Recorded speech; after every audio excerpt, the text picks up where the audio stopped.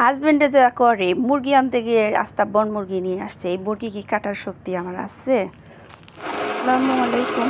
তো দেখতে থাকেন আজকে এত বড় মুরগিটা কত কষ্ট করে কাইটা বাটা মরিচ দিয়ে লাল করে টক টক কইরা কষা কষা করবো না, ঝোল ঝোল করবো, লাল লাল ঝোল ঝোল।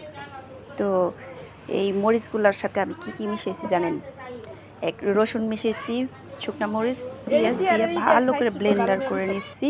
এরপরে দিয়ে দিলাম সরিষার তেল। সরিষার তেল ছাড়া তো আর আমার হয়ই না। সরিষার তেল দেওয়ার পরে আমি এলাচ, দারচিনি, তেজপাতা, তারপরে জীবনটা হয়ে গেল তেজপাতা রে রান্না বান্না করতে হতে। তারপরে দিয়ে দিলাম এই যে বাটা মরিচ ব্লেন্ডার করছিলাম, দেখে আমার মনে হচ্ছে কি ঝাল হবো, আল্লাহ শরীর শিরশির করতেছে। তো খাওয়ার পরে দেখা যায় কীরকম ঝাল হবে। ভালো করে তেলের মধ্যে যাক, যেহেতু পেঁয়াজ দিছি, রসুন দিছি, এখন ভাজতে একটু সমস্যা হইতেছে, প্রচুর পরিমাণ তেল লাগতেছে। তো পানি দিয়ে দিলাম পেঁয়াজ মশলাটা ভালো করে ভাজার পরে। তো মুরগি আমি অনেকবার ধুয়ে নিচ্ছি, দেখছেন রান কি বড় বড় পিস, মানে ছোট্ট একটা খাসির মতন প্রায়। তো ভালোভাবে ধোয়ার পরে আবার আমি খলে নিতেছি। এখন একটা করে করে উঠাইয়া তারপর আমি দিয়ে দিব চুলার মধ্যে। আমার মশলাটা কষানি হয়ে গেছে, অনেকবারই আমি মশলাটা নাড়াচাড়া দিয়ে কষাইছি, আরেকবার শুকিয়ে গেছিলো, একটু পানি দিয়ে কষাইছি। যেহেতু বাটা মরিচ বলে কত একটা দাগ থাকবে, বেশি একটা দাগও থাকবে না, কারণ আমি আবার ওই মরিচটা ভালো করে একটু চুলার মধ্যে ভাইজে নিচ্ছি।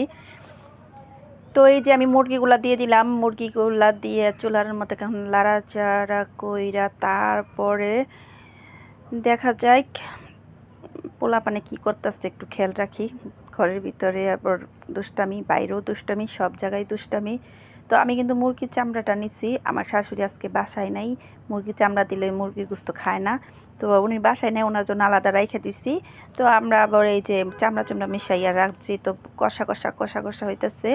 তো ভালোভাবে কষা কষা হইতে থাক। যখন তেলটা ছাড়বে, কষানিটা শেষ হবে, তখন ঝোল দিয়ে দিব। তো আমি কিন্তু আগেই বলতেছি মুরগিটা আমি কষা কষা করব না, আমি লাল লাল ঝোল ঝোল করব। কারণ এই লাল লাল ঝোল ঝোল কাউসার বাবার পছন্দ। এদিক দিয়ে মায়ে যে কষতেছে, ওর ফুর্তি লাগছে, ঈদ লাগছে। তো এদিক দিয়ে আমাদের বাসায় ডায়াবেটিস আলার রোগীর অভাব নাই। তো আমরা লবণ ভাইজা খাই, লবণটা ভাজতেছি, লবণ শেষ হয়ে গেছে, বেশি লবণ ভাজবো না, ভাজলে পানি পানি হয়ে যায়। তো লবণ ভাজলেও শান্তি নাই, লবণে পানি ছেড়ে দেয়। কারণ চামিচ দিয়ে নেওয়া পরে, স্টিলের চামিচ দিয়ে প্লাস্টিকের চামিচ দিয়ে নেয়, একটু একটু মানে খোলা থাকে, পানি পড়ে। তো ওই যে কষা কষা হয়ে যেতেছে, তেল ছেড়ে দিচ্ছে, মশলাটা দেখছিনি কতটুকু ভালোভাবে কষা কষা হয়েছে। তো আমি একটু দারচিনি, এলাচি, কালো এলাচ, লবঙ্গ এগুলার গুঁড়া করে রাখছিলাম, তো এগুলার গুঁড়া আমি একটু দিয়ে দিলাম। তো আমার খালা সবসময় বলে যে খালা জয়ফল জয়ত্রী এগুলা সব একসাথে গুঁড়া করে রাখে, ওগুলো আমার ব্যবহার করতে কয়। ওনার বাসায় গেলে গুস্ত মানে যত ভাজে ওইটা ঘ্রাণ বেড়ে যায়, ড্যাগের গুস্তের মতন, খুব ভালো লাগে।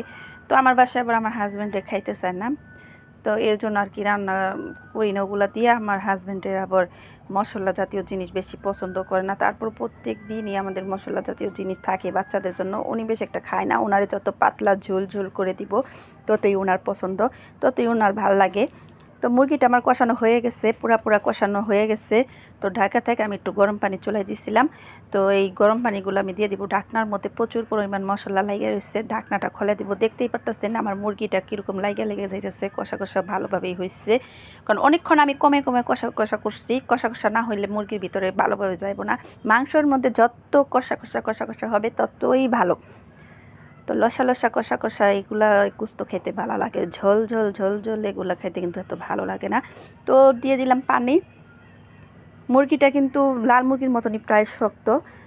তো আমি তো লাল মুরগি তো অতিরিক্ত শক্ত, এত শক্ত না, একটুই আছে। তো আমি আবার ভাজা জিরার গুঁড়া একটু আসছিল দিয়ে দিলাম, ভাজার জিরার গুঁড়া, এমনি কাঁচা জিরা তো দিছি, ভাজার জিরা দিয়ে দিলাম। তো এই যে যতটুকু ঝোল দেখতেছেন গরম পানি দিয়ে দিছি, আরও মুরগি হবে, কিন্তু বেশি আমি শুকাবো না, আমি কিন্তু আগেই বলছি। তো আমরা হয়েছি বাঙালি আমরা হাঁড়ি পাতিল নিয়ে বসতে অবস্থ, কারণ আমাদের আর ধৈর্য শেষ নাই, আমরা একটার পর একটা বাইরে বাইরে আনতে পারবো না, তাই আমরা হাঁড়ি পাতিল কড়াই নিয়েই বসছি। তোমাদের যা কিছু আছে তা নিয়ে সাথে বসো, হাঁড়ি পাতিল যা আছে তার জন্য আমরা সব কিছু নিয়ে আজকে বসে পড়ছি। হাঁড়ি পাতিল, মা ছেলে খাইতে বসছে, কাউসারের বাবা আর ইয়ামনি খাইতে বসছে। তো আজকে ওনাদের আর কিছু দিব না, ডাউল আছে ডাউলও দিব না, শুধু কড়াইয়ের ঝোল, লাল লাল ঝোল নিয়ে আজকে ডুব দে কে কত খাইতে পারস খা, আজকে কড়াইয়ের মধ্যে ডুব দিয়া খা, লাল লাল ঝুলঝুল। আজকে ইয়ামনি পরীক্ষা দেখমু, ইয়ামনি এই ঝাল তরকারিটা খাইতে পারি না, বন মুরগির রানটা ইয়ামনি নিচে দেখমু ইয়ামনি এই রানটা খেতে পারে নাকি না খেতে পারো, তাই তারপর রানটা নিই, কারণ বিয়ে হলে তো আর ওই রান খেতে পারবো না, ছেলে মেয়ে স্বামীরে দিয়ে খাওয়াইবো। তো ওরাই আমাদের ভবিষ্যৎ, ওরা খাইলেই আমাদের শান্তি। আর মেয়েদের বেশিরভাগ বাবার ঘরেই খাওয়া ভালো। ধন্যবাদ সবাইকে, ভালো থাকবেন, আল্লাহ হাফেজ।